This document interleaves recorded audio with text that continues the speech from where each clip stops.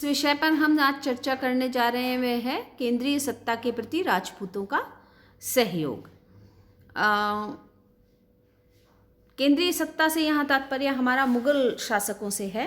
और मुगल काल के पूर्व के लेक्चर्स में हम डिस्कस कर चुके हैं कि कौन कौन से शासकों द्वारा मुगल सत्ता का प्रतिरोध किया गया था। अब हम डिस्कस करेंगे कौन कौन से शासक ऐसे रहे जिन्होंने सहयोग किया था। ये प्रतिरोध और सहयोग की जो अवस्था थी ये अकबर के काल में हम देखते हैं। ये अकबर के काल से ही जुड़ी हुई व्यवस्था थी। और अकबर चूँकि एक ऐसा मुगल सम्राट रहा जिसने कि भारत के हिंदू शासकों के साथ सहयोग प्राप्त करके अपने राज्य की स्थापना करना अपना मुख्य उद्देश्य रखा था। तो ऐसे में बहुत से राजपूत शासक ऐसे रहे जिन्होंने अकबर को एक कुशल साम्राज्य स्थापित करने में अपना सहयोग दिया। 1556 में जब अकबर का राज्याभिषेक हुआ तभी से इस राजपूत मुगल सहयोग की युग की शुरुआत हुई। अकबर एक कुशल प्रशासक तो था ही, साथ ही एक बहुत ही महत्वपूर्ण राजनीतिज्ञ और एक महान कूटनीतिज्ञ भी साबित हुआ। उसने अपनी योग्यता के बल पर एक विशाल और समृद्ध साम्राज्य की स्थापना करी थी और अपनी दूरदर्शिता से वो ये जान चुका था कि भारत में इस्लामी परंपराओं को स्थापित करके वो अपने जो साम्राज्य है उसको चिरस्थायी नहीं बना सकता, क्योंकि उसकी ये नीति राजपूत तथा अन्य हिंदुओं के मन में विद्रोह की भावना उत्पन्न कर सकती थी। और यदि मन में विद्रोह रहा तो वो कभी भी भड़क सकता था, जो मुगल साम्राज्य के लिए नुकसानदायक सिद्ध हो सकता था। इसलिए उसने भारत में मुगल साम्राज्य की हम कह सकते हैं कि स्थायित्व को बनाए रखने के लिए राजपूतों और गैर मुसलमानों का सहयोग प्राप्त करना महत्वपूर्ण समझा। और इस कारण से ही भारत में राजपूत मुगल सहयोग का सूत्रपात हुआ। राजपूत मुगल सहयोग के कारणों की हम चर्चा करें तो हम देखते हैं कि अकबर के शासनकाल में राजपूत मुगल सहयोग की जो परंपरा शुरू हुई वो मुगल पतन के काल तक चलती रही। यानी सहयोग जो था वो बाद के राजपूत शासकों ने मुगल काल का जब पतन होने लगा था, यानी पतन की ओर जब मुगल काल औरंगज़ेब के बाद अग्रसर हुआ, उसके बाद भी ये यानी पतन के दौर में भी ये सहयोग की प्रतिक्रिया जो थी वो परंपरा जो थी वो चलती रही। मुगल सम्राट अकबर ने अपनी समकालीन परिस्थितियों का सही तरीके से मूल्यांकन किया था और इसीलिए वो मुगल साम्राज्य की स्थापना में राजपूतों के सहयोग का महत्व समझ चुका था। भारत में मुगल साम्राज्य को वो स्थायी बनाना चाहता था, यह अभी हम पूर्व में डिस्कस कर ही चुके हैं। और इसीलिए उसने एक कुशल राजनीतिज्ञ के भांति एक विशिष्ट राजपूत नीति का प्रतिपादन किया। जो सहयोग रहा राजपूत तो मुगल सहयोग, उसके जो प्रमुख कारण थे उनको हम अगर डिस्कस करें तो हम देखते हैं कि राजस्थान की भौगोलिक स्थिति जो थी वो अत्यंत ही महत्वपूर्ण थी और अकबर एक महत्वाकांक्षी शासक होने के कारण संपूर्ण भारत को अपने अधीन करना चाहता था और इसीलिए उसने राजस्थान पर अपना अधिकार करना अत्यंत ही आवश्यक समझा था।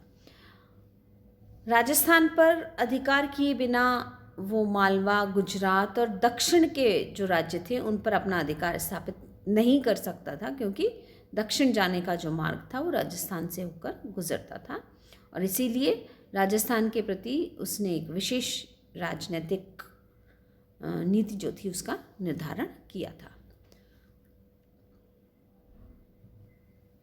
चूँकि अकबर का जन्म अमरकोट के हिंदू शासक बैरीसाल के यहाँ पे हुआ था, तो उसके मन में राजपूतों के प्रति जन्म से ही एक प्रकार की सद्भावना थी और इसलिए वो उनका सहयोग प्राप्त करना चाहता था।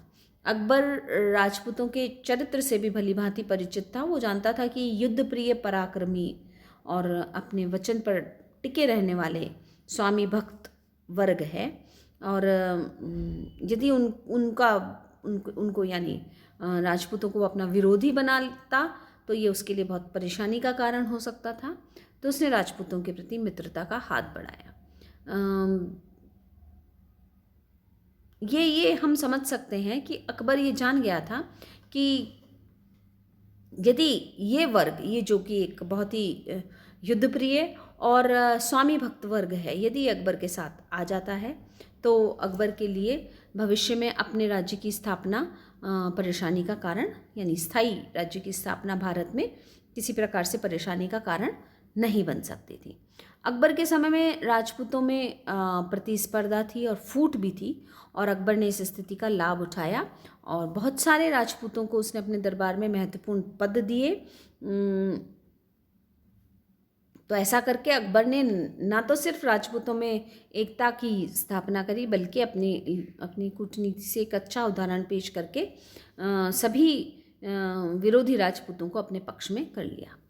अकबर ने अपने राज्य की स्थापना, यानी स्थायी स्थापना के लिए एक स्थायी सेना के महत्व को समझा, और चूँकि बाबर और हुमायूं ने तो भारत में युद्ध करने के लिए विदेशी सैनिकों का सहारा लिया था, अकबर ही अच्छे से जानता था कि वो विदेशी सैनिकों को लंबे समय तक नहीं रख सकता है, और उसके संपर्क में भी बहुत से विदेशी सैनिक नहीं थे। तो ऐसे में भारतीय वर्ग जो था उसको अपनी सेना से जोड़ना और राजपूत जैसी युद्धप्रिय जाति को अपनी सेना में जगह देकर वो अपने न केवल अपने राज्य को सुरक्षित कर रहा था, बल्कि एक नई नीति का प्रतिपादन भी वो कर रहा था। अकबर के पिता हुमायूं एक बहुत ही अयोग्य और विलासी शासक सिद्ध हुए थे, और यही कारण था कि उसके शासनकाल में मुस्लिम अमीर जो थे वो अत्यंत महत्वाकांक्षी और स्वाधीन हो गए थे, यानी स्वतंत्रता उन्होंने ग्रहण कर ली थी। तो अकबर के लिए इन अमीरों को दबाने के लिए राजपूत शासकों का सहयोग प्राप्त करना भी ज़रूरी हो गया था। तो वो अब एक प्रकार से जो ये परिस्थिति बनी थी उसमें एक बैलेंस बनाना चाहता था, और मुग़ल दरबार में शक्ति संतुलन उसके लिए एक आवश्यक नीति बन गया था, और इस शक्ति संतुलन को उसने हिंदू और मुसलमानों को बराबर शक्ति प्रदान करके शक्ति संतुलन की स्थापना उसके द्वारा की गई थी। जिस समय अकबर ने राजपूतों के प्रति सहयोग की नीति अपनाई, उस समय राजस्थान की राजनीतिक परिस्थिति अत्यंत ही विघटनकारी थी। राजपूताना अलग अलग छोटी छोटी रियासतों में बटा हुआ था, और प्रत्येक राजपूत शासक अपनी रियासत को ही अपना देश मानता था, और वो ये मानता था कि उसकी रियासत की सीमा के बाहर उसके बहुत से शत्रु हैं। इसलिए सभी राजपूत शासक अपनी रियासतों के विस्तार के लिए एक दूसरे से लड़ते रहे। निरंतर इस प्रकार के प्रयास में वो लगे रहते थे कि किसी भी भारी शक्ति का सहयोग पाकर वो राजस्थान में अपने पक्ष को मजबूत करके अपनी शक्ति का विस्तार कर सके। और यही कारण है कि 1562 में जब अकबर ने राजपूतों के प्रति सहयोग की नीति का सूत्रपात किया, तो वो बहुत ही सहजता के साथ अकबर का सहयोग करने के लिए तैयार हो गए। उन्होंने इस सहयोग के दुष्परिणामों के विषय में विचार नहीं किया। अकबर की सहयोग की नीति का प्रारंभ 1562 में उस समय हुआ जब अकबर अजमेर में ख्वाजा मोइनुद्दीन चिश्ती की दरगाह पर जा रहा था, और मार्ग में सांगानेर नामक स्थान पर आमेर के राजा भारमल ने अकबर से मुलाकात करी और अपनी पुत्री का विवाह अकबर से करने का प्रस्ताव रखा। अकबर ने तत्काल इस प्रस्ताव को स्वीकार करा, और यहीं से राजपूत मुगल सहयोग की नीति की शुरुआत हुई। इस विवाह के फलस्वरूप कछवाहा शासकों ने मुगल दरबार में महत्वपूर्ण पद प्राप्त किए, और उनकी राजनीतिक तथा आंतरिक स्थिति में फिर धीरे धीरे बदलाव भी आया। परंतु इसका सबसे बुरा परिणाम ये हुआ कि मुसलमानों को अब राजपूतों के आंतरिक मामलों में हस्तक्षेप करने का अवसर मिल गया, और धीरे धीरे जब अन्य राजपूत शासक भी अकबर के दरबार में आ गए तो यह हस्तक्षेप इतना बढ़ गया कि राजपूत रियासतें अकबर की अधीनता में स्थापित हो गई। और हम ये कह सकते हैं कि अकबर ने इस नीति के द्वारा अधिकांश राजपूत शासकों को अपने नियंत्रण में कर लिया। कुछ राजपूत शासक ऐसे रहे जो अकबर के नियंत्रण में नहीं आ पाए थे, जिनमें महाराणा प्रताप सबसे प्रमुख हैं।